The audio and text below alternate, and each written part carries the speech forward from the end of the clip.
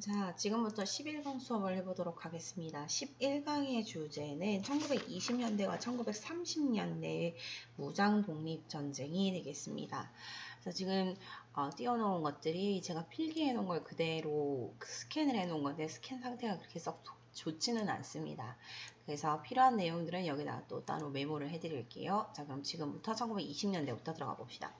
1920년대의 무장 독립 전쟁은 두 개로 기억하시면 좋을 것 같습니다. 첫 번째가요, 봉오동 전투라고 하는 봉오동 밑지 보이시죠? 봉오동 전투가 있고요. 그다음 두 번째가 청산리 대첩 혹은 청산리 전투라고 불리는 장면입니다. 봉오동 전투부터 우선 한번 내용을 좀 봅시다.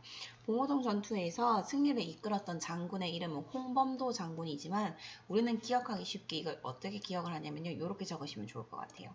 1920년 6월 봉오동에서 전투를 했습니다. 그를 이끌던 군대가 홍범도가 이끄는 대한독립군이 있었고요. 그 부대 말고도 최진동이라고 하는 장군께서 이끄시는 군무도독부가 있었습니다. 1920년 6월 우리나라에 되게 크게 이겼었던 전투가 봉오동 전투가 있었구나. 그것을 이끌던 대한독립군과 홍범도가 이끄는 대한독립군과 최진동이라고 하는 장군이 이끄는 군무도독부가 있었구나. 이렇게 기억을 해주셨으면 좋겠습니다. 일본이 그 뒤에 어떤 사건을 벌이냐면요. 훈춘 사건이라고 하는 벌이는데요. 훈춘 사건은 위치가 훈춘이라고 하는 도시에서 있었기 때문에 훈춘 사건입니다. 일본이 중국 마적단들한테 돈을 줍니다. 돈을 준 그것을 계기로 해서 중국 마적단은 일본의 관공서를 습격해 줍니다. 좀 이상하다는 느낌이 오시죠? 예, 일본이 자신의 나라의 관공서를 공격하는데 중국 마적단을 이용했습니다. 그리고 이것을 우리나라 독립군에게 뒤집어 씌우고 몰아가서 군대 파병, 만주의 군대를 파병하는 출병의 구실로 삼았다라고 얘기가 하는데요. 기억은 안 하셔도 좋습니다. 훈춘 사건은 교과서에서도 중요하게 다루고 있지는 않습니다. 자, 그 다음인데요. 이 청산리 대첩이라고 불리거나 혹은 청산리 전투라고 불리는 일입니다. 10월, 네, 요거는 1920년 10월로 기억을 꼭 해주셨으면 좋겠고요. 청산리 전투, 청산리 대첩입니다. 이 부대도 기억을 해주셔야 되는데요. 북로 군정서라고 하는 군대가 있었습니다. 그 군대는 김좌진 장군이 이끄는 것이었고요. 그 군대 이외에도 그 위에 있었던 홍범도 장군이 이끄는 대한독립군이라고 하는 군대가 함께 또 참전을 해서 크게 이겼었던 총 6일간의 전투를 일컫는 말이 되겠습니다. 모두 다 이겼기 때문에 이 6일간의 전투에서 거의 대부분 이겼기 때문에 청산리 전투를 아주 중요하게 보고요. 청산리 전투는 시험에 등장을 한 적이 있습니다. 자, 북로 군정서도 기억을 같이 그리고 연도도 같이 기억을 해주셔야 되고요. 그 다음에 어떤 일이 벌어졌는지 그렇지 전투에서 승리했지 그렇게 그러니까 지금 1920년에 봉오동 전투와 청산리 전투 두 가지 모두 다 이긴 전투로 기억을 해주셔야 되겠습니다. 자, 일본은 바싹 약이 오릅니다. 그래서 간도 참변이라고 하는 것을 일으키는데요. 이것은 우리나라의 큰 피해를 입혔던 간도 지역의 참변이라고도 부르고요. 경신년, 즉 1920년에 있었기 때문에 경신참변이라고도 부릅니다. 이해하시겠죠? 여기서는요. 한인 마을이라든지 혹은 교회라든지 학교 등을 습격한 다음에 약 1만 명의 사람들을 학살했었던 장면입니다. 있었던 일입니다. 그래서 장면들 보시면 좀 끔찍하죠. 지금 이제 일본 군들이 독립군이나 아니면 그 한인 마을에 있었던 사람들의 목을 지금 썰고 있거나 아니면 총살을 하거나 하는 장면들입니다. 이것으로 인해서 우리나라 사람들은 이거 간도 지역에서 더 이상 피해를 입힐 수도 없고 더 이상 우리가 발을 붙일 수도 없다. 그래서 어디로 가야 할까라고 하다가 이제 연해주 밀산부에 이제 집결을 해서 군대를 하나 만드는데 그 군대의 이름이 대한독립군단이 되겠습니다. 대한독립군단을 결성을 하고요. 약 4,000명 정도가 되겠습니다. 한 연대 정도가 되겠고요. 좀 많은 인원들이 한꺼번에 모였습니다. 그러고 나서 결정을 한 게 어디였냐면요. 자유시로 올라가자라고 이야기를 했습니다. 그러니까 밀산부에 모여서 자유시로 올라가자라고 했는데요. 자유시는 지금의 러시아입니다. 러시아 지역으로 올라가서 일을 좀 해보자. 재밌다. 그래서 해보자라고 했었는데요. 안타깝게도 거기서 무장해제를 당하면서 우리나라 사람들이 또다시 거기서 참변을 겪었다라고 얘기를 하겠습니다. 기억을 하실 때 어떻게 기억을 하시면 좋으냐면요. 봉오동 전투와 청산리 전투 두 개의 전투에서 크게 이겼고, 그리고 간도 참변과 자유시 참변이라고 하는 것을 겪으면서 아주 독립군이 크게 위축되었고 피해를 입었구나, 그렇게 기억을 해주셨으면 좋겠습니다. 그 이후에 우리나라 사람들은요, 어떻게 되냐면 그 유명한 삼부가 됩니다. 삼부의 형성이 일어났다. 삼부의 성립이 있었더라 라고 생각하시면 됩니다. 삼부는 참의부, 정의부, 신민부입니다.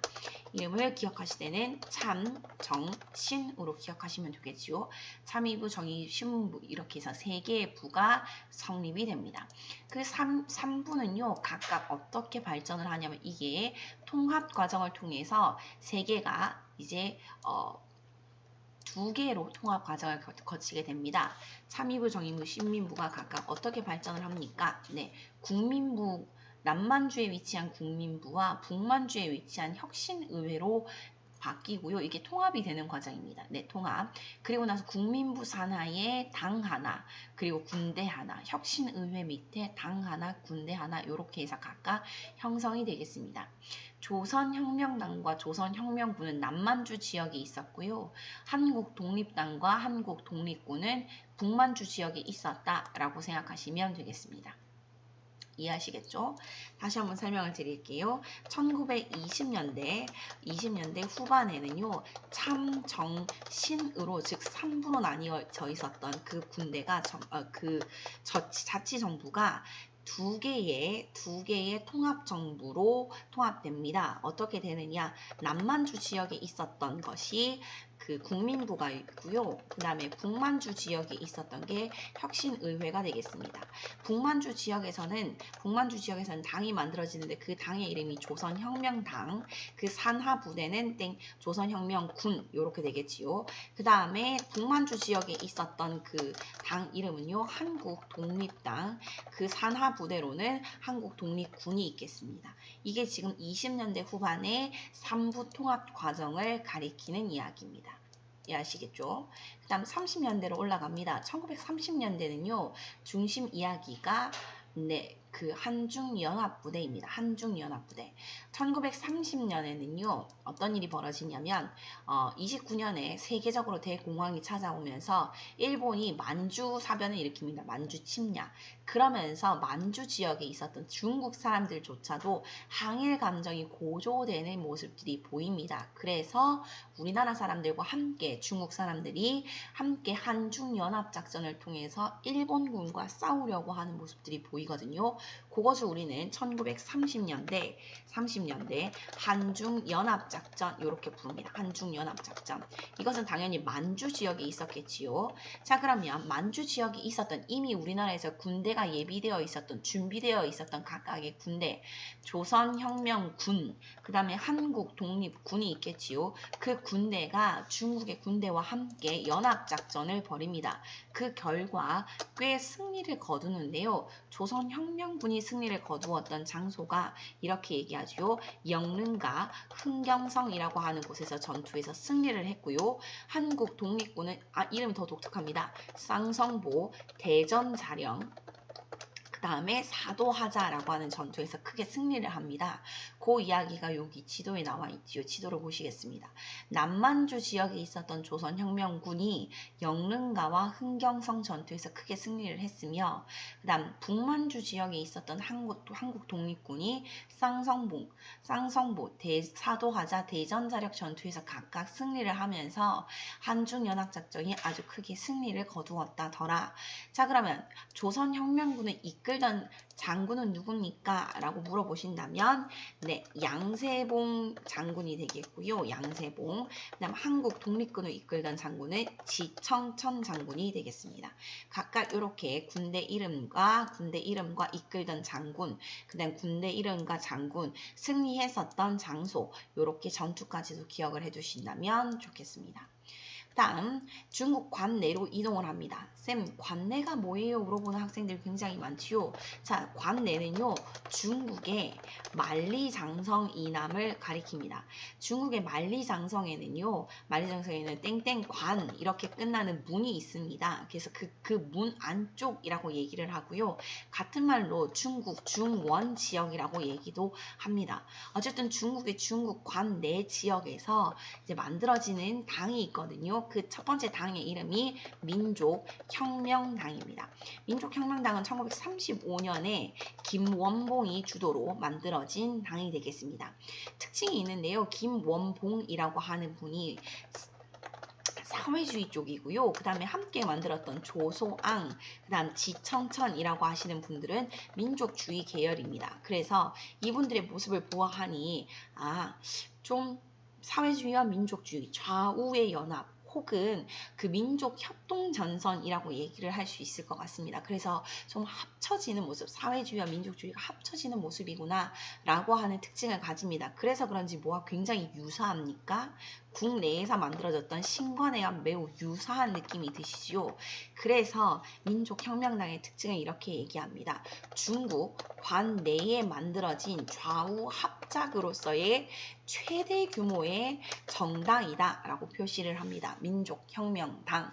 그런데 김원봉이 좀 주도를 하다 보니까 나중에는 조소왕과 지청청 등의 민족주의 계열이 이탈하는 한계점도 보이긴 합니다.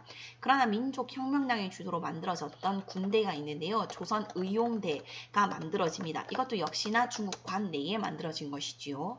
네, 조선의용대는요. 민족혁명당이 주도로 만들어졌으니까 당연히 김원봉이 여기서도 중요한 인물입니다.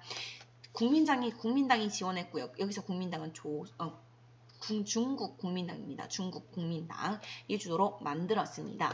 중국 관내에 최초로 한인 독립부대가 만들어졌다라고 하는 특징을 가집니다.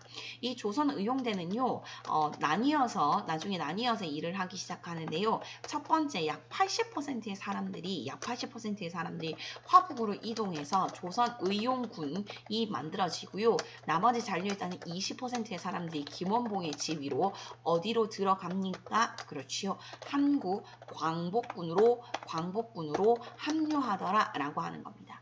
한국 광복군은 시험에 매우 자주 등장하고 있거든요. 그래서 이것도 기억을 해두셨으면 좋겠습니다. 다시 할게요.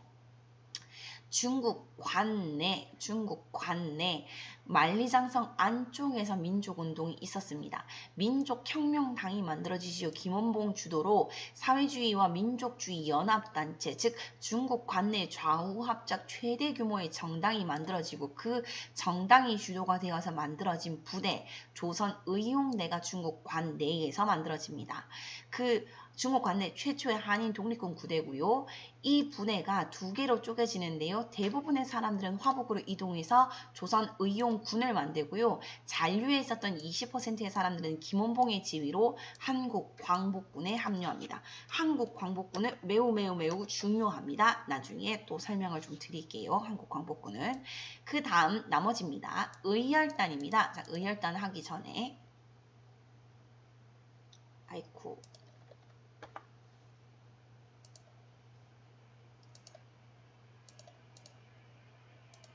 네, 의열단을 하기 전에 사진을 좀 띄워놓고요.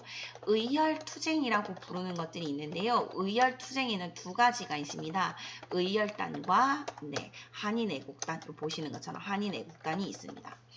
의열단이라고 하는 단체는 진짜 주도를 누가 했느냐? 김원봉이 주도를 했습니다. 김원봉이 주도를 했고요.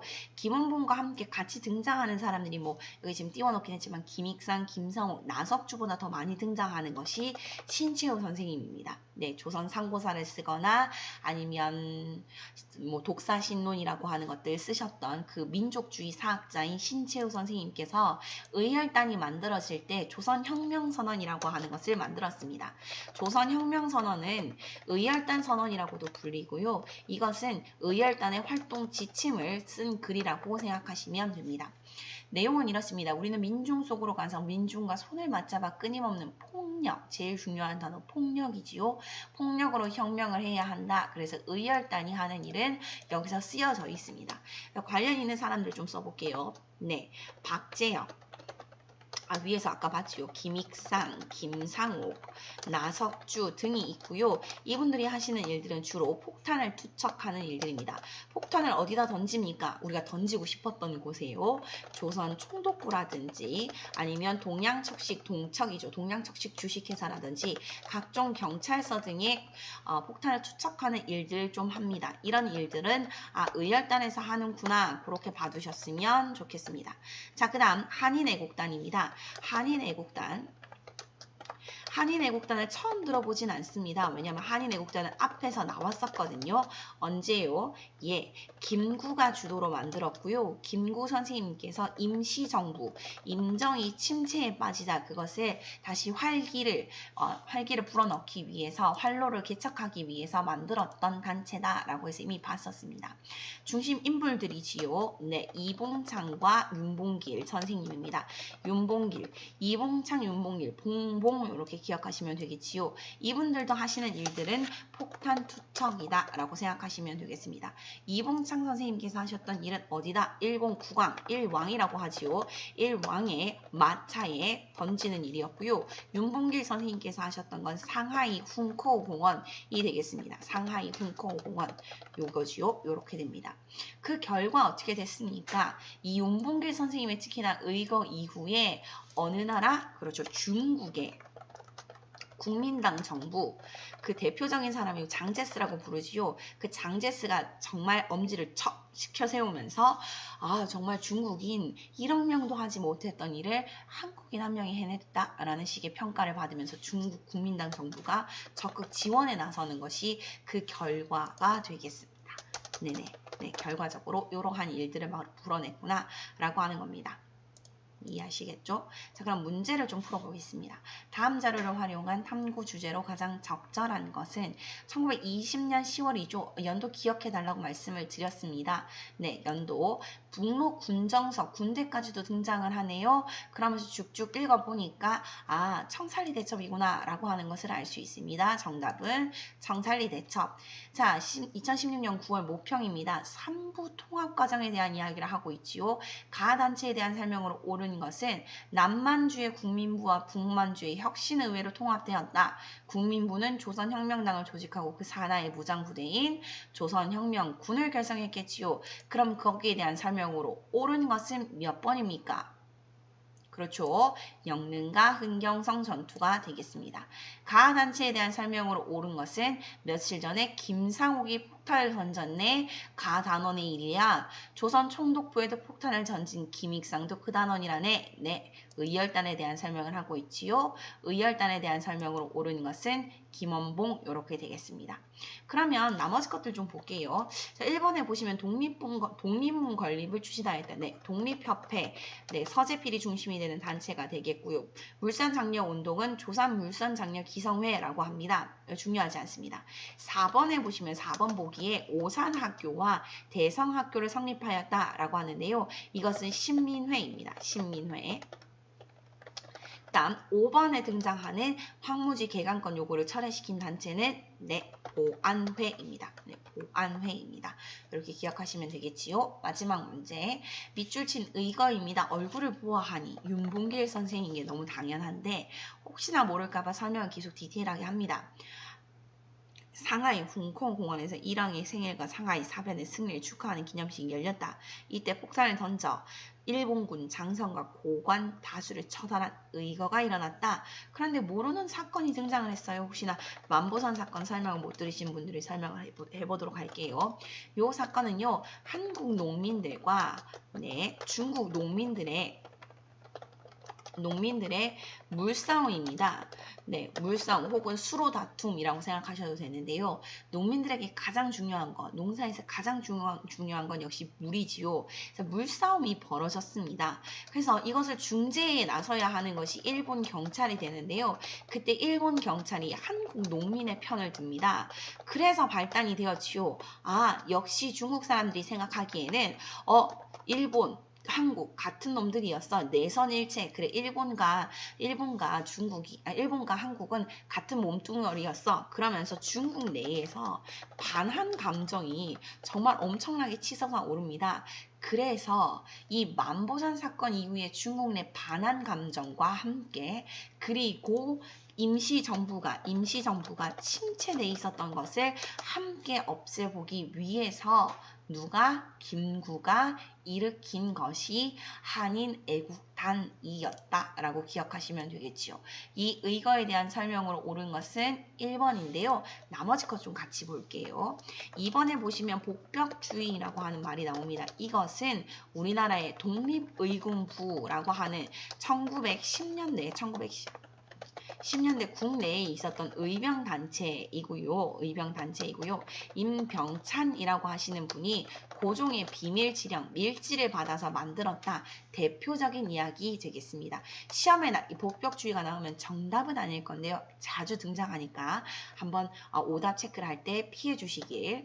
다음 헤이그 특사입니다. 우리나라에서 헤이그 특사는 왜 파견이 되었습니까? 그렇죠. 을사늑약의 부당성을 알리기 위해서 헤이그 특사가 파견이 되었고요. 헤이그 특사 때문에 일어난 것은 고종의 강제 퇴위가 되겠습니다. 4번 일제의 국가총동원법 공포 이후로 발생하였다. 일제의 국가총동원법은요. 1938년 국가총동원법이 공포가 되는데요. 그것은 뭐 때문이니까 37년에 중일전쟁이 시작되면서 모든 것을 인적, 물적 자원을 모두 다 수탈하겠다. 자원을 수탈하겠다라고 하는 명목하에서 생기는 것이다. 라고 하는 것도 기억을 해주시면 좋겠습니다. 그 다음 신간회입니다. 자, 그럼 신간회가 창립되는데 영향을 끼쳤던 것은 뭡니까? 1926년에 순종의 죽음으로 발생한 60만세운동, 순종의 서거로 등장한 사건이고요. 그것이 1927년 신간회라고 하는 사회주의와 비타협적 민족주의, 우리는 줄여서 비타민들이죠. 비타협적 민족주의자들의 합쳐진 단체 신간회가 만들어지고요. 그 신간회는 나중에 1929년에 광주 학생 항일 운동을 지원하는 아주 큰 역할을 하게 되더라. 이렇게 연결고리로 모두 다 기억을 해주시면 좋겠습니다. 여기까지입니다. 수고하셨습니다.